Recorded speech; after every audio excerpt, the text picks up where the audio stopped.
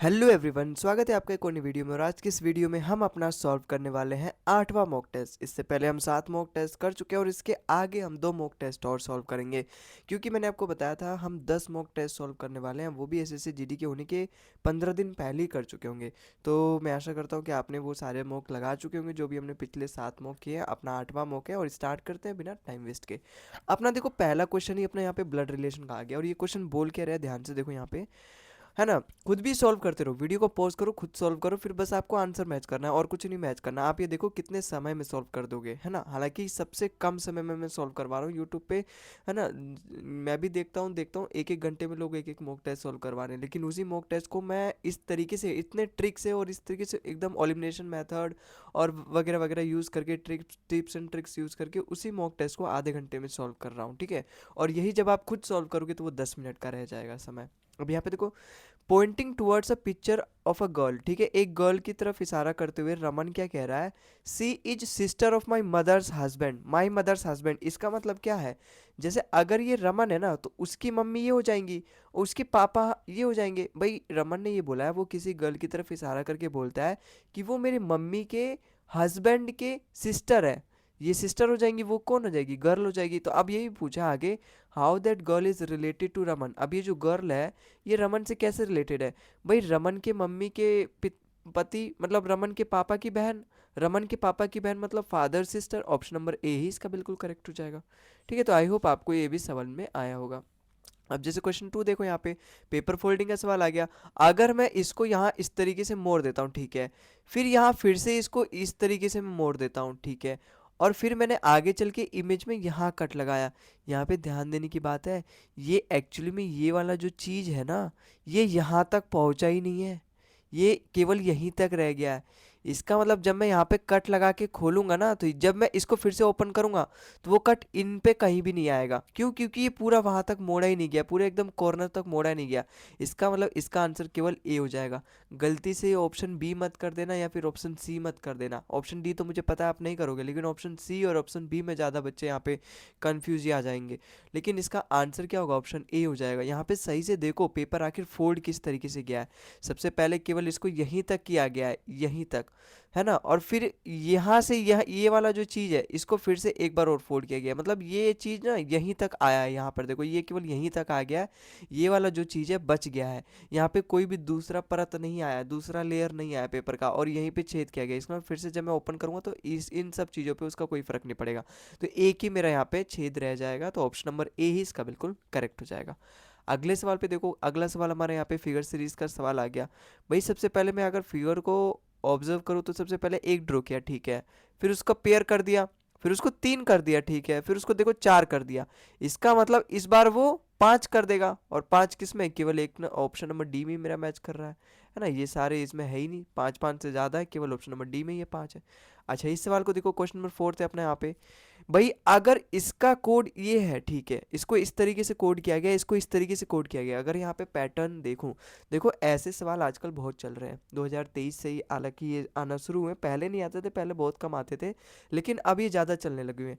ये सीजीएल में भी आपको देखने को मिल जा रहा है, सीएचएसएल में भी देखने को मिल रहा है, और अब ये जीडी में भी देखने को मिल रहा है। देखो ये सबसे आसान है। जैसे यहाँ पर ये एन है ना, केवल एन को पकड़ो तो उससे ही अपना एम और ओ आया है। देखो ना, एम एन ओ। जैसे ये के है ना, आप इसमें समझो, मैं इसमें समझाता हूँ। जैसे के है ना, तो के से पहले क्या आता है, जे आता है, के बाद क्या आता है, एल आता है। तो इस के की जगह हमने जे एल लिख दिया यहाँ पे, बस और कुछ नहीं किया। ऐसे ही अगर मैं आई को पकड़ूं, आई से पहले क्या आता है, एच आता है, आई के बाद क्या आता है, आई के बाद जे आता है। तो इस आई की जगह मैंने एच और जे को लिख दिया यहाँ पे, इमेज में देखो, यहाँ पे इस सीरीज में देखो। ऐसे ही अगर मैं एन को पकड़ूं, एन से पहले क्या आता है, एन से पहले एम आता है, और एन के बाद क्या आता है, ओ आता है। इस एम ओ को ही मैंने यहाँ इसकी जगह लिख दिया। तो आपको भी कुछ नहीं करना, इस एल को पकड़ना है। अब एल से पहले क्या आता है, के आता है, और एल से बाद में क्या आता है, एम आता है। तो के और एम से स्टार्ट होने वाले चाहिए। मेरे को ये भी गलत लग गया और ये भी गलत हो गया, ठीक है। देखो यहाँ पर भी जेड भी है, यहाँ पर भी जेड भी है, लेकिन अगला मैं देखूँ ना, ये तीसरा वाला पेयर, तो ये तीसरा वाला पेयर दोनों में अलग है, तो मैं तीसरा वाला चेक करूंगा, मतलब ये जेड वाला। तो जेड से पहले क्या आता है, जेड से पहले वाई आता है, और वाई के बाद और जेड के बाद क्या आता है, ए आता है। वाई ए वाला करेक्ट होगा, ऑप्शन नंबर डी इसका बिल्कुल करेक्ट होगा, ऑप्शन नंबर ए इसका बिल्कुल इनकरेक्ट हो जाएगा, ठीक है। तो आई होप आपको समझ में आया होगा। क्वेश्चन नंबर 5 देखो अपने यहाँ पे सिटिंग अरेंजमेंट का सवाल है और क्या बोल रखा है यहाँ पे 7 फ्रेंड्स हैं जो कि रो फेसिंग नॉर्थ, मतलब यहाँ पे एक रो में बैठे हैं, ठीक है। तो सबसे पहले हम इनके लिए सीट ही बना देते हैं और बैठा देते हैं इन सातों लोगों को। अगर ये नॉर्थ की तरफ ये फेस कर रहे हैं ना, तो मतलब ऊपर की तरफ, साउथ मतलब इधर की तरफ, ईस्ट मतलब इधर की तरफ, वेस्ट मतलब इधर की तरफ। तो इन सभी का फेस नॉर्थ की तरफ है, तो सातों लोगों को हम नॉर्थ की तरफ फेस करके यहाँ पे बैठा देते हैं। तो ये अपने 3 बंदे, 4 बंदे और ये 5, बाकी के 2 और यहाँ पे ऐसे बैठ गए, ठीक है। एस जो बैठा है वो इमीडिएट राइट ऑफ आर है। देखो जब भी रो वाले सवाल आते हैं ना सिटिंग अरेंजमेंट के, तो हम वहाँ पे सबसे ऐसे पकड़ते हैं कि कौन एक्सट्रीम एंड पे बैठा है, कौन एक्सट्रीम लेफ्ट एंड पे या फिर राइट एंड पे बैठा है। वो अगर हमें पता चल गया ना कि कौन छोर पे बैठा है, कौन एकदम कोने पे बैठा है, तो वहाँ से हमारा जो सवाल है वो ईजिली बन जाता है। वरना अगर हम ऐसे यहीं पे एस को कहीं भी बैठा के उसके राइट में आर बैठा लूँ, तो फिर बाद में गलत होने के चांसेस हो जाते हैं, फिर पॉसिबिलिटी वगैरह बनानी पड़ती है, बहुत सारी चीज़ें बनानी पड़ती हैं। तो हम अभी तो ऐसे ही देखेंगे, डाटा अगर ऐसे इस तरीके से लिखा है तो हम केवल एक जगह लिख लेंगे, जैसे पूरा सेंटेंस है तो हम उसको ऐसे ही लिख लेंगे रिप्रेजेंट करने के लिए कि जो एस जो है वो इमीडिएट राइट ऑफ आर है। इसका मतलब अगर आर यहाँ बैठा है ना, तो उसके इमीडिएट राइट एस बैठेगा, ठीक है। T and P R neighbour of you, T और पी दोनों यू के नेबर है, इसका मतलब यू बीच में बैठा है। अब टी यहाँ पे बैठेगा, पी यहाँ पे बैठेगा, या फिर ऐसा भी हो सकता है यू है अगर, तो पी इधर की तरफ बैठा है, टी इधर की तरफ बैठा है। दोनों में से कोई पॉसिबिलिटी हो सकती है ना, ये तो मुझे पता नहीं। अगर सवाल में आगे बोल दे कि जो पी है वो एक्सट्रीम एंड पे बैठा है, तो पी एक्सट्रीम एंड पे ये बैठ जाएगा। अगर बोलेगा टी एक्सट्रीम एंड पे बैठा है, तो ये वाला मेरा करेक्ट हो जाएगा। अब क्यू जो है वो इमीडिएट लेफ्ट ऑफ आर है, क्यू जो है इमीडिएट लेफ्ट ऑफ आर है, आर तो ये है, उसके इमीडिएट लेफ्ट में आर बैठा है, क्यों बैठा है, ठीक है, आर के इमीडिएट लेफ्ट में क्यों। And on the second place from the left most and, यही मुझे चाहिए था, इसी की तो मुझे तलाश थी, लेफ्ट मोस्ट एंड। और ये बोला किसका है, देखो एंड लगा है, इसका मतलब सब्जेक्ट के बारे में बात की गई है, इसका मतलब ये क्यू के बारे में बात की गई, क्यू से स्टार्ट की गई थी मेरी सेंटेंस। और इसी क्यू के लिए बोला गया है, क्यू जो है वो आर के लेफ्ट में बैठा है, एक तो इमीडिएट राइट लेफ्ट में बैठा है यहाँ पर, जो कि मैंने बैठा दिया उसको। और on the second place from the left most and, अगर ये नॉर्थ की तरफ सारे देख रहे हैं तो इसका लेफ्ट ये हो जाएगा, क्योंकि अपना फेस भी नॉर्थ की तरफ करके देखो, अब तुम्हारा हाथ किधर की तरफ, जिस तरीके से तुम्हारा हाथ होगा उस तरीके की तरफ उनका इनका भी डायरेक्शन होगा। तो जब तुम फेस नॉर्थ की तरफ करोगे, ऊपर की तरफ करोगे, तो तुम्हारा लेफ्ट हैंड इधर की तरफ आएगा, राइट हैंड इधर की तरफ आएगा। तो यहाँ पे यही बोला है, जो क्यू है वो सेकंड प्लेस पे आ रहा है लेफ्ट मोस्ट एंड से, मतलब ये लेफ्ट मोस्ट एंड से वो सेकंड प्लेस पे आ रहा है, इसका मतलब क्यू कहीं यहाँ पे आएगा। जब मैंने क्यू को बैठा दिया तो इसी के आगे आर और एस बैठा दूंगा मैं, क्योंकि इसी के आगे राइट में आर बैठा है और इसी के राइट में एस बैठा है, ठीक है। आगे देखो P is right most and, अरे वाह यही तो मुझे चाहिए था, सोने पे सुहागा। P जो है राइट मोस्ट एंड पे बैठा है, ये वाला मेरा गलत हो जाएगा। P जो है वो राइट मोस्ट एंड पे बैठा है, तो मैं P को एज इट इज यहाँ उठा लूंगा, P U, और यहाँ पे क्या हो जाएगा, T हो जाएगा। तो सारे बैठ गए, एक बच गया, एक कौन सा बच गया यहाँ पे, U V बच गया। तो V को एज इट इज यहाँ पे बैठा दो। अब क्या बोल रखा है सवाल में, जो पूछेगा वो मैं बता दूंगा। Who is sitting on the immediate right of T, T के इमीडिएट राइट कौन बैठा है भाई, टी का लेफ्ट ये है, राइट ये है, तो टी के राइट में कौन बैठा है, यू भाई साहब, ऑप्शन नंबर डी इसका बिल्कुल करेक्ट हो जाएगा। ठीक है, तो आई होप आपको समझ में आया होगा इजली तरीके से। अब यहाँ देखो डिक्शनरी ऑर्डर का सवाल है अपना क्वेश्चन नंबर 6, और पूछा गया है अगर मैं इसको अरेंज करता हूँ तो थर्ड पोजीशन पे क्या आएगा। देखो अगर मैं यहाँ पे नज़र मारूँ तो 3 3 तो सबके ही सेम है, तो मैं 3 3 तो स्टार्टिंग की चेक नहीं करूँगा, लेकिन थर्ड पोजीशन पे पूछा है ना, तो मैं 3 तक अरेंज करूँगा, फर्स्ट सेकंड थर्ड तक ही अरेंज करूँगा, पूरे पाँचों मेरे इतने ठेका तो नहीं लड़का है, इतना टाइम थोड़ी ना है, बड़े बड़े कॉन्ट्रैक्ट चलते हैं अपने, इतना समय नहीं है, केवल 3 तक ही अरेंज करूँगा यहाँ पे मैं। ठीक है, तो मुझे वी डब्ल्यू यू बी और यू में से देखना है कौन सा पहले आता है। देखो बी वाला तो पहले ही आएगा, इसका मतलब स्लोवर पहले आएगा, पहले 4 नंबर वाला आएगा। फिर भाई यहाँ पे देखो V दे रखा है और यहाँ W दे रखा है, इन दोनों से पहले तो अपने यू वाले आते हैं, स्लाउच और स्लाउच बच गए। अब स्लाउच और स्लाउच में भी सबसे पहले कौन आता है, C वाला आता है, तो दूसरे नंबर पे अपना फिफ्थ वाला आ जाएगा, तीसरे नंबर पे अपना तीसरा वाला आ जाएगा। इसका थर्ड पोजीशन पे पूछा है, थर्ड पोजीशन में थर्ड वाला स्लाउच, अपना ऑप्शन नंबर 20 का बिल्कुल करेक्ट हो जाएगा। यही सारे वो तो टिप्स एंड ट्रिक्स है, करने का अप्रोच है, जो आपके इस समय को आधा घंटा कर देता है जब मैं यूट्यूब पे सॉल्व करवाता हूँ। वही जब आप खुद सॉल्व करोगे 8 मिनट 10 मिनट, इस तरीके से टाइम कम। ठीक है, तो अब इस सवाल में देखो क्वेश्चन नंबर 7 अपना लेटर सीरीज का सवाल आ गया। देखो इतना बड़ा लेटर सीरीज है ना, इसको गिनने का कोई बात का सेंस नहीं बनता। ठीक है, यहाँ पर आप खुद पैटर्न ऑब्जर्व करो, जब भी इतने बड़े बड़े आते हैं ना, तो एग्जामिनर कुछ ना कुछ ऐसा प्यारा सा हिंट देता है जिसको हम देखते ही हिट कर जाए हमारे दिमाग में और उसको सॉल्व कर लें। और मैं इसको ऑप्शंस का यूज़ करूँगा यहाँ पे सॉल्व करने की, आप देखना किस तरीके से यूज़ करूँगा। जैसे यहाँ पे I ट्रिपल जे के है, फिर डैश है, ठीक है, I ट्रिपल जे फिर 3 बार के है, फिर I फिर K फिर डैश आ गया, ठीक है। अगर मैं यहाँ से पैटर्न ऑब्जर्व कर पा रहा हूँ, देखो यहाँ से आपको असली पकड़ में आएगा। यहाँ पर भी 2 बार K है, यहाँ पर भी 2 बार K है, यहाँ पर 3 बार K है, यहाँ पे 3 बार K, यहाँ पर भी 2 बार K कभी भी अकेला नहीं है। K है कभी अकेला, K कभी भी अकेला नहीं है, तो यहाँ कैसे अकेला हो गया ये। इसको भी K बनाने के लिए इसका मेरा पहला लेटर तो K आएगा, तो J नहीं आएगा, पहला लेटर I नहीं आएगा, ठीक है। अब मुझे यहाँ पता करना है, क्योंकि यहाँ दोनों में अलग है, एक ऑप्शन नंबर ए में भी अलग है, ऑप्शन नंबर सी में भी अलग है। मुझे पता चल रहा है दूसरे प्लेस पे क्या आएगा, तो वो मेरा वही वाला करेक्ट, वही मेरा साबित कर देगा कौन सा ऑप्शन मेरा करेक्ट होगा।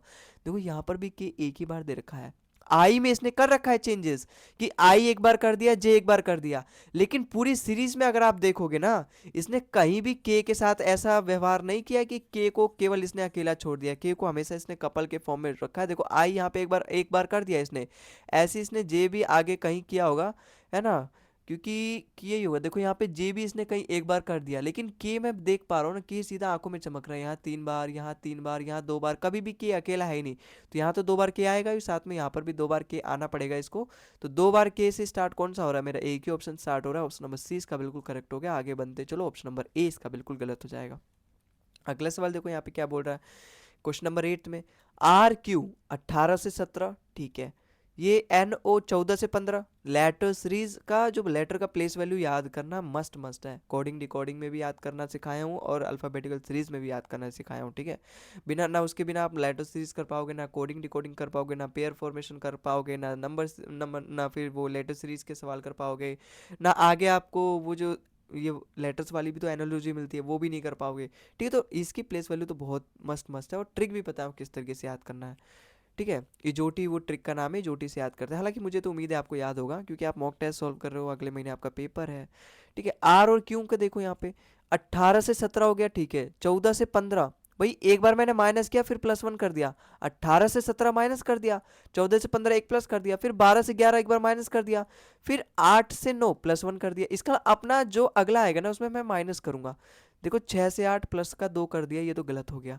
6 से 5 -1 किया, ये वाला बिल्कुल सही लग रहा है, लेकिन आगे भी मुझे देखना पड़ेगा। भाई 20 से 17 -3 कर दिया, ये भी गलत हो गया। 6 से 24, ये तो कुछ ज़्यादा ही हो गया, तो ये भी गलत हो गया। 18 प्लस कर दिया, एकदम ऑप्शन नंबर 20 का बिल्कुल करेक्ट बैठ रहा है। अगले सवाल पे चलते हैं। अगला सवाल देखो यहाँ पे क्या बोल रहा है, क्वेश्चन नंबर 9 में कोडिंग डिकोडिंग का सवाल आ गया। भाई फियर का रिलेशन दे रखा है JJEW से। अगर मैं यहाँ पे ऐसी ओरली करने की कोशिश करूँ, देखो F से J पे जाना है मुझे, 6 से 10 पे जाना है, तो मैं +4 करूँगा, ठीक है। E से अगर मुझे J पे जाना है तो +5 करूँगा। फिर A से अगर मुझे E पे जाना है तो +4 करूँगा, क्योंकि A 1 होता है, E 5 होता है। फिर R से मुझे W पे जाना है तो +5 करूँगा, क्योंकि 18 से 23 पे जाना तो 5 प्लस करना पड़ेगा। तो देखो यहाँ पे पैटर्न मिल गया एक, 4 5 4 5 और प्लस कर रहा हूँ। इसका मतलब मैं यहाँ पर भी 4, यहाँ पर भी 5, यहाँ पर भी 4 और यहाँ पर भी 5 प्लस प्लस कर दूंगा मैं। तो अगर मैं, ये F6 होता है, 6 में 4 प्लस करूंगा, J आना चाहिए। सारे लेटर मेरे J से स्टार्ट हो रहे हैं, तो ये चेक करके मैंने अपने 2 सेकंड बर्बाद कर दिए।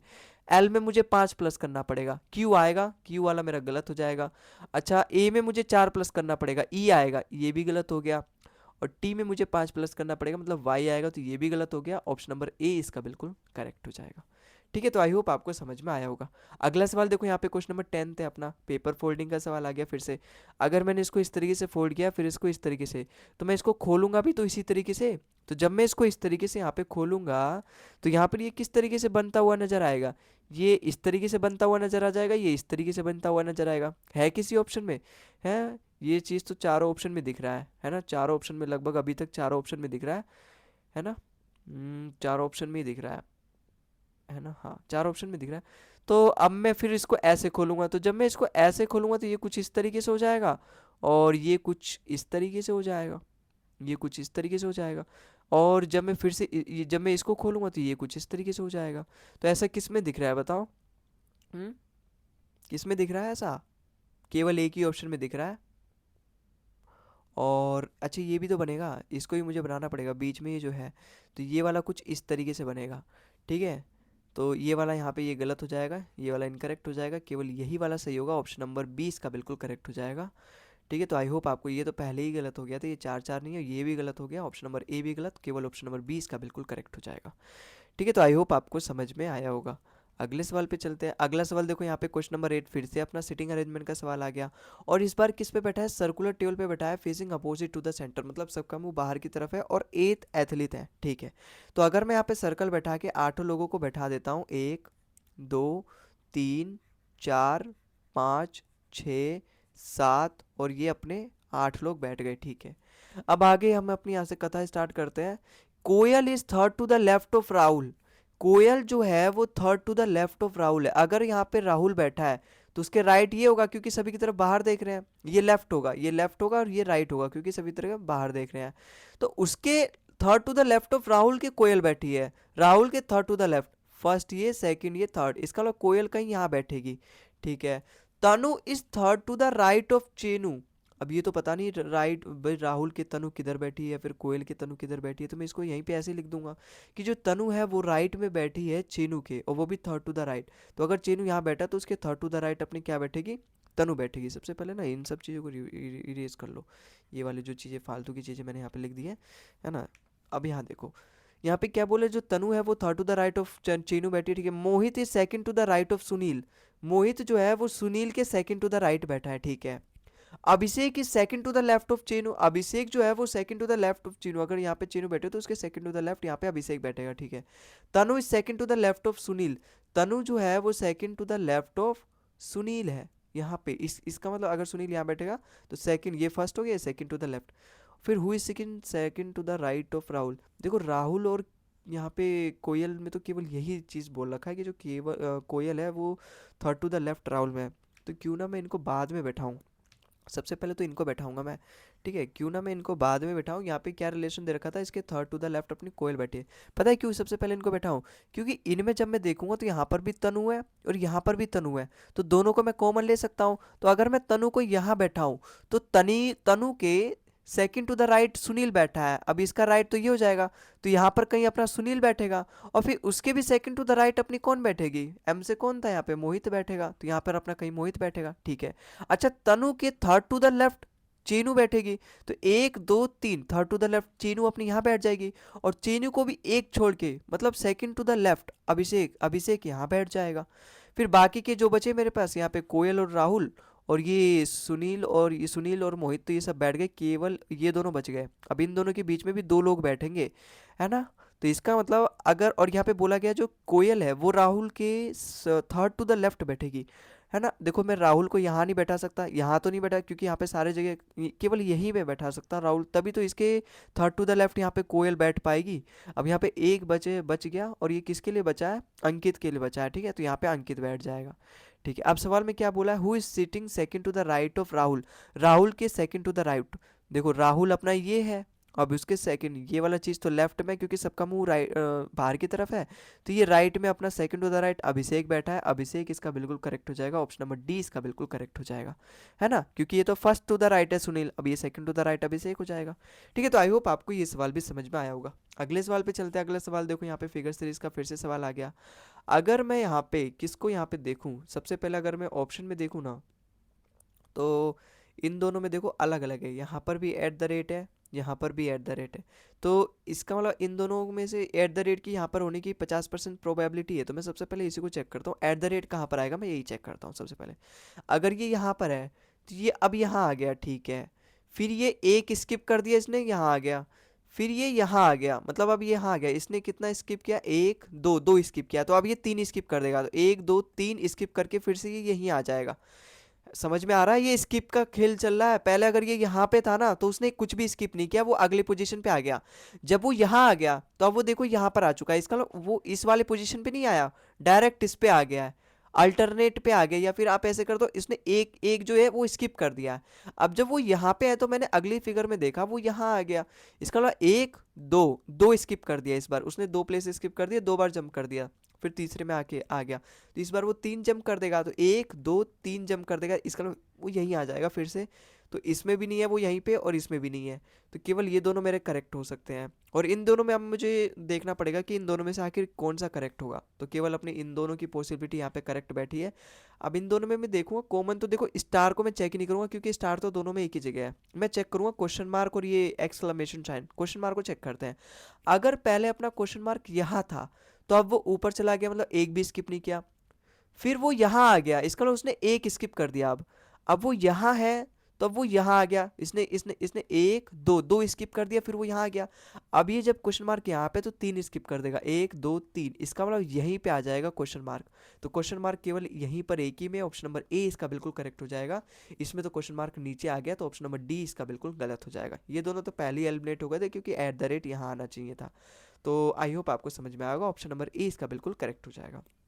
अच्छा, इस सवाल में देखो यहाँ पे क्या बोला है, by interchanging the given two number which of the equation will be not correct. देखो कैपिटल लेटर्स में लिखा है मैंने नोट करेक्ट, और नोट करेक्ट मतलब इन 3 और 5 को मैं कौन से इक्वेशन में यहाँ पे अरेंज करूँ कि वो जो इक्वेशन है वो इनकरेक्ट हो जाए। इसका मतलब अभी जितने भी दे रखे हैं ना ये सारे, वो करेक्ट होंगे, हैं करेक्ट होंगे वो। जैसे अगर मैं यहाँ पे देखूँ 6 और 5 11, 11 नहीं 6 और 5 11, 11 में से 3 गया, ये तो पहले से इनकरेक्ट है यार, है ना। 7 4 जो 28, 28 में से ये पहले से ही सारे इनकरेक्ट है, लेकिन हमें तो केवल इनकरेक्ट फाइंड करना है कि जब मैं इसको भी इनके अंदर डाल दूं तो वो भी इनकरेक्ट हो जाए। अगर मैं पहला चेक करूं, भाई 3 की जगह 5, 5 की जगह 3 रहना चाहिए, तो अगर मैं यहाँ 3 करूँ यहाँ 5 करूँ तो देखो 6 3 9, 9 में से 5 गया 4, ये वाला तो करेक्ट हो रहा है, तो ये तो मेरा आंसर नहीं होगा। ठीक है, 3 और 5 को अगर मैं यहाँ रखूँ, अगर यहाँ 3 रखूँ यहाँ 5 रखूँ, तो बताओ 7 4 जो 28, और इन दोनों का डिफरेंस प्लस का 2, तो 28 + 2 ये भी करेक्ट आ रहा है, तो ये भी मेरे आंसर नहीं होगा। मुझे इनकरेक्ट फाइंड करना है, 3 और 5 को रिप्लेस करना है। तो अगर मैं 5 को यहाँ रख दूँ और 3 को यहाँ रख दूँ तो 5 दूनी 10, 13, 13 में से एक घटाऊँ 12, ये भी मेरा करेक्ट आ रहा है, तो ये भी मेरा आंसर नहीं होगा, एक ही बच गया, ऑप्शन नंबर डी इसका बिल्कुल करेक्ट हो जाएगा। ठीक है, अगर मैं यहाँ पे देखूँ 5 और 3 को फिर से रिप्लेस करके, तो यहाँ 3 आएगा यहाँ 5 आएगा, तो 4 तिया 12, 12 में 5 17, और 17 में 2 घटा दो 15 आना चाहिए, यहाँ पे 18 दे रखा है, तो ये मेरा करेक्ट आंसर होगा, ऑप्शन नंबर डी इसका बिल्कुल। 5 और 3 को रिप्लेस करने के बाद या फिर इंटरचेंज करने के बाद दोनों अलग अलग आ रहे हैं, अलग मतलब गलत आ रहा है आंसर, और मुझे यही फाइंड करना था, नोट करेक्ट होना चाहिए। अगला सवाल देखो अपने यहाँ पे क्या बोल रखा है, इक्वेशन करेक्ट का सवाल पूछ गया। अब देखो इक्वेशन करेक्ट का जब भी सवाल पूछे ना, तो आपको कुछ नहीं चेक करना सिवाय डिवाइड के। सबसे पहले आप डिवाइड पे हिट क्या करो, क्योंकि यहाँ पे वो सवाल होता है ना, यहाँ पे जब हम डिवाइड को हिट करते हैं ना, कई बार हमारे जो ऑप्शन एलिमिनेट हो जाते हैं ऐसे, क्योंकि डिवाइड सभी नंबर को तो डिवाइड करता नहीं है। भाई 2 को 3 डिवाइड नहीं करता ना, 3 को 2 डिवाइड करता है। अगर मेरा ऐसे सवाल में दे रखा है तो मैं उसको ऐसे ही एलिमिनेट कर दूंगा कि ये बिल्कुल करेक्ट नहीं होगा। ठीक है, तो यहाँ पे ऐसे ही नंबर ढूंढा करो। तो सबसे पहले मैं डिवाइड पे हिट करूंगा यहाँ पे। जैसे अगर मैं डिवाइड करते हैं पहले, हालांकि तो 18 3 या 54, 54 को अगर मैं 9 से डिवाइड करूँ तो 6 आ रहा है। यहाँ पे आप मल्टीप्लाई डिवाइड कर लो, क्योंकि यहाँ पे एक ही है। इसका मतलब अगर मैं 3 को 9 से डिवाइड करूँ तो मतलब 1/3 आ रहा है। 1/3 मतलब अगर मैं 18 से कर दूँ यहाँ पे, क्योंकि मल्टीप्लाई दे रखा है ना अगला, तो यहाँ पे कर सकता हूँ। तो 18 या 54, 54 को अगर मैं 9 से डिवाइड कर दूँ तो 6 आ रहा है, और यहाँ पर भी 6 ही आ रहा है अपना। तो ये 6 6 5 11, 11 में से 6 घटा दूँ तो 5 आ रहा है, तो ये गलत दे रखा है। इसका मतलब मुझे यहाँ पे एक्सचेंज तो करना पड़ेगा। इसका मतलब मुझे यहाँ पे डिवाइड के आसपास ही कुछ करना पड़ेगा। और अगर मैं डिवाइड के आसपास देखूँ यहाँ पे कुछ बनाने के लिए, तो अगर मैं 9 से 5 को कर दूँ, 9 से 5 को देखो नहीं कर सकता। अगर मैं यहाँ पे 5 कर दूँ, यहाँ पे 9 कर दूँ, तो 18 थी 54, 54 को 5 डिवाइड ही नहीं कर पाएगा, तो ये ऑप्शन मेरा एलिमिनेट होगा। और यही मैं आपसे यहाँ पे कहना चाहता हूँ, आप इस तरीके से ऑप्शन एलिमिनेट करो बस, है ना। चेक करने से अच्छा ऑप्शन एलिमिनेट कर दो इस तरीके से देख के। 2 और 3 को अगर मैं कर दूँ, अगर मैं यहाँ पे 2 लिख दूँ यहाँ 3 लिख दूँ, 18 टू जा 36, 36 को मैं 4 से डिवाइड कर दूं, मतलब 9 से डिवाइड कर दूं तो 4 आ रहा है। 5 4 9, 9 में से 6 गया 3, देखो ये मेरा बिल्कुल करेक्ट हो गया। ठीक है, तो इस तरीके से आप डायरेक्टली डिवाइड को चेक किया करो, क्योंकि जैसे डिवाइड अगर मेरा बिल्कुल सही से होने लग रहा है ना, तो वहाँ पे चांसेस बढ़ जाते हैं मेरा वो करेक्ट हो सकता है ऑप्शन। ठीक है, तो इसका आंसर हमारा क्या आ गया, option number C. I hope आपको करेक्ट समझ में आया होगा ये सवाल। अगला सवाल देखो अपने यहाँ पे क्वेश्चन नंबर 15 है अपना, मिसिंग नंबर सीरीज का सवाल आ गया। भाई 44 और 46, देखो यहाँ पे पास पास है, तो मैं डिफरेंस चेक करूंगा। इन दोनों का डिफरेंस कितना है, 2 है। ऐसे इन दोनों का डिफरेंस कितना है, पास पास है, मल्टीप्लाई डिवाइड ये सब चेक करने की जरूरत नहीं है। भाई 6 और ये 54, और इसका डिफरेंस क्या आ रहा है बताओ, 4 4 8, इसका 8 का डिफरेंस आ रहा है। अब मैं इसमें देखूँ 6 में से 4 गया 2, 8 में से 5 गया 3, 32 आ रहा है। 2 4 जा 8, 8 4 जा 32। अब इसका भी डिफरेंस 32 का 4 गुना होना चाहिए, क्या आएगा अपना बताओ, 128 आएगा। इसका मतलब एक, जब मैं 86 में 128 जोड़ दूंगा तो 214 आना चाहिए। अब इसका भी जब मैं 4 गुना इस 214 में जोड़ दूंगा तो आ जाएगा। मैं यूनिट डिजिट कर सकता हूँ क्या, देखो 6 6 है, यहाँ पर भी 6 है, यहाँ पर भी 6 है, तो यूनिट डिजिट तो नहीं कर सकते। 128 का 4 गुना मुझे फाइंड करना पड़ेगा। देखो 12 4 जा 48 मतलब 480, और 8 4 जा 32 मतलब 32, तो 512। तो मुझे 214 में 512 जोड़ना पड़ेगा, कितना आएगा अपने यहाँ पे 726 आएगा, ऑप्शन नंबर डी इसका बिल्कुल करेक्ट हो जाएगा। ठीक है भाई, 14 12 26 और यह 5 2 7 726। समझ में आया? देखो आप इसको दूसरे तरीके से भी कर सकते हो। यहाँ पे जैसे 2 का डिफरेंस है और जब मैंने यहाँ पे पाया तो यहाँ पे 8 का डिफरेंस आया, फिर जब मैंने यहाँ पे पाया तो 32 का डिफरेंस आया। भाई यहाँ पे पैटर्न ऑब्जर्व हो रहा है, पहले 2 की पावर 1 था, ये कुछ और नहीं है, ये जो 8 है ये 2 की पावर क्यूब है, ये जो 8 है वो 2 की पावर क्यूब है। अब जैसे यहाँ पे ये 32 भी कुछ और नहीं है, ये 2 की पावर 5 है। ठीक है, ये 32 भी कुछ और नहीं, 2 की पावर 5 है। इसका मतलब अगला जो डिफरेंस आएगा वो कुछ और नहीं, वो आएगा अपना 2 की पावर 7। भाई 86 में अगर मैं 2 की पावर 7 जोड़ दूँ 214 आ जाएगा। अब इस 214 में मैं 2 की पावर 9 जोड़ूंगा, फिर अपना अगला नंबर मिल जाएगा। देखो 2 की पावर 9 क्या होता है, मुझे 2 की पावर 5 पता है, 2 की पावर 5 होता है 32, क्योंकि यहाँ पे मैंने आपको बताया ना इन दोनों का डिफरेंस 32 आया था, 2 की पावर 5 है। 2 की पावर 5 होता है 32। अगर मैं 2 की पावर 5 की फिर से 2 की पावर 5 से मल्टीप्लाई कर दूं, इसका मतलब 32 का 32 से मल्टीप्लाई कर दूं, और 32 का स्क्वायर मुझे 50 तक स्क्वायर याद है, आपको भी याद करने पड़ेंगे कॉम्पिटिटिव एग्जाम में। मस्त मस्त ये सारी चीज़ें याद करना बहुत ज़रूरी होता है, तभी आपकी मैथ्स भी अच्छी हो पाएगी, रीजनिंग भी अच्छी हो जाएगी। तो 32 का स्क्वायर तो क्या होता है 1024, लेकिन मुझे चाहिए 2 की पावर 9। 2 की पावर 9 इसका मतलब मुझे इसको 2 से डिवाइड करना पड़ेगा, तो 1000 जो 24 है उसको मैं 2 से डिवाइड करूँगा, 512 आ जाएगा। इसका मतलब मैं इसमें 512 ऐड करूँगा 214 में, तो जब मैं 214 में करूँगा 512 तो यहाँ पे 726 आ जाएगा, ऑप्शन नंबर डी इसका बिल्कुल करेक्ट हो जाएगा। ये चीज़ जो मैंने यहाँ पे करी है ना, ये चीज़ आपको दिमाग में करने की जरूरत है। यहाँ पे पेपर पे जब आप लिख के करोगे तो डेफिनेटली आपको ज़्यादा समय लग जाएगा, लेकिन अगर आपकी बुद्धि इतनी भी डेवलप्ड हो गई है, अगर आप इस तरीके से मॉक टेस्ट सॉल्व करोगे मेरे साथ, तो आपकी बुद्धि जरूर इतनी डेवलप हो जाएगी।